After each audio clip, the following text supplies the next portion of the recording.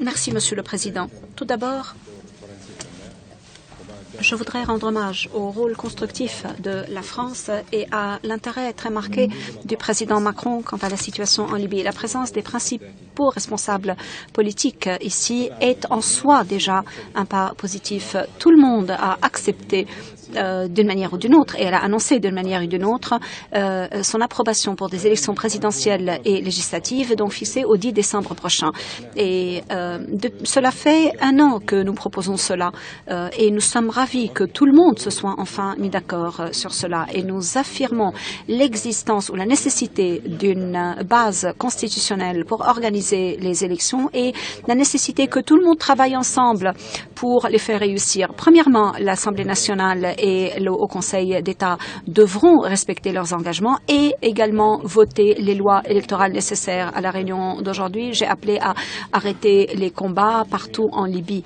Assez de sang a coulé et nous appelons tout le monde au dialogue, à arrêter l'escalade militaire à Derna qui menace la vie de civils. Nous espérons parvenir à une formule ou à une solution qui nous permette d'ouvrir des corridors, des passages sécurisés et d'aider la population. Nous avons également réaffirmé notre refus du terrorisme et de la violence sous toutes ses formes. Tout accord entre les parties prenantes libyennes ne peut pas réussir si les ingérences négatives de certains pays se poursuivent dans nos pays également. Il faut une unité entre les pays de la région. Quant à la Libye, il faut aussi adopter des mesures extrêmement fermes à l'encontre de tous ceux qui essaient d'entraver le processus démocratique. Donc, nous appelons tout le monde à respecter ce qui a été adopté aujourd'hui. Nous appelons tout le monde à travailler ensemble pour réussir et nous espérons pouvoir décider notre volonté en respectant la volonté du peuple. Et je voudrais assurer un point supplémentaire. Aujourd'hui, nous avions insisté nous voulions qu'il y ait un cadre constitutionnel en plus d'une loi électorale. On se demandait est-ce que cette base constitutionnelle serait le référendum sur le texte présenté à l'Assemblée nationale ou alors amender la déclaration constitutionnelle ou prendre le chapitre concernant les élections dans le projet de constitution. Il y a plusieurs possibilités, plusieurs alternatives que nous allons étudier et nous espérons pouvoir fixer et préciser cette base constitutionnelle avant le 16 septembre pour pouvoir mener à bien les élections le 10 décembre. Donc, bien évidemment, il y a eu un accord pour unifier les institutions militaires, pour poursuivre le dialogue du Caire.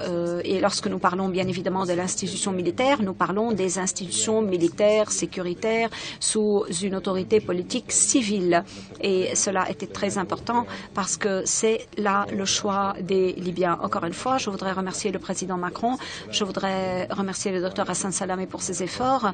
Nous espérons réussir tous dans ce que nous avons entrepris. Merci. Le représentant spécial. Monsieur le Président, merci beaucoup.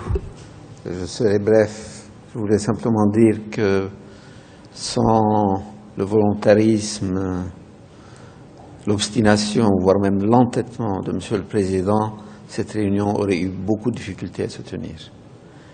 Quand on connaît les arguties juridiques sans fin de nos amis libyens, quand on connaît les difficultés et la complexité de la situation, il faut un volontarisme de fer pour pouvoir réaliser cette réunion. C'est une réunion historique pour plusieurs raisons. La première et la plus importante, c'est que, encore une fois, nous ne remplaçons pas les Libyens. Ce sont les Libyens qui s'entendent entre eux en notre présence. Et cela est capital. Parce que même si le monde entier s'accordait sur ce qu'il faut faire en Libye et que les Libyens eux-mêmes ne décident pas d'admettre cela et de le réaliser eux-mêmes, on ne peut pas avancer. Or, aujourd'hui, Monsieur le Président a dit qu'il y a eu une reconnaissance mutuelle. Moi, je peux vous dire que dans un cas au moins, il y a eu une connaissance mutuelle, une première connaissance mutuelle, une première rencontre qui avait eu lieu entre les quatre éminentes personnalités libyennes qui se sont réunies ici. Donc il fallait sortir des arguties juridiques, il fallait sortir de ce débat sans fin sur qui est légitime, qui est illégitime, Et il fallait remettre les intérêts du peuple libyen en toute première ligne. Et c'est quand on les remet en toute première ligne que se relativisent les arguties juridiques, les débats sur la légitimité, les contestations de qui est légitime et qui ne l'est pas, etc. C'est quand on met les intérêts du peuple libyen avant toute autre chose. Et c'est ce qui s'est passé. Le dernier point qui est essentiel et qui rend cette réunion historique, c'est que les Libyens ont beaucoup souffert, il faut le dire, de la multiplicité et même de la prolifération des initiatives extérieures, plus ou moins coordonnées entre elles et certainement plus ou moins coordonnées avec le plan d'action des Nations Unies. Ce qui rend cette réunion importante, c'est que des organisations régionales d'importance, l'Union africaine, l'Union européenne, la Ligue des États arabes, mais également des chefs d'État des pays voisins, des responsables de pays fortement intéressés par l'avenir de la Libye, sont venus tenir le même discours et prendre les mêmes engagements et surtout, et c'est là ce qui est essentiel, être témoin de l'accord des Libyens entre eux.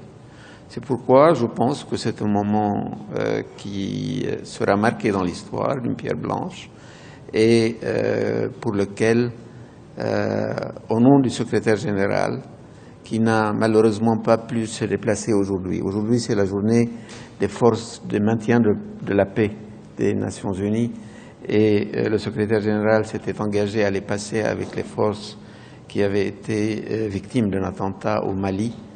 Mais sinon, il aurait aimé bien être parmi nous. Il m'a demandé de vous transmettre ses salutations, Monsieur le Président, et ses remerciements. Mais au-delà de cela, c'est une journée importante pour la Libye et je suis heureux d'en être témoin avec vous, Monsieur le Président. Et acteur. Merci, Monsieur le représentant spécial. Nous allons maintenant répondre à vos questions.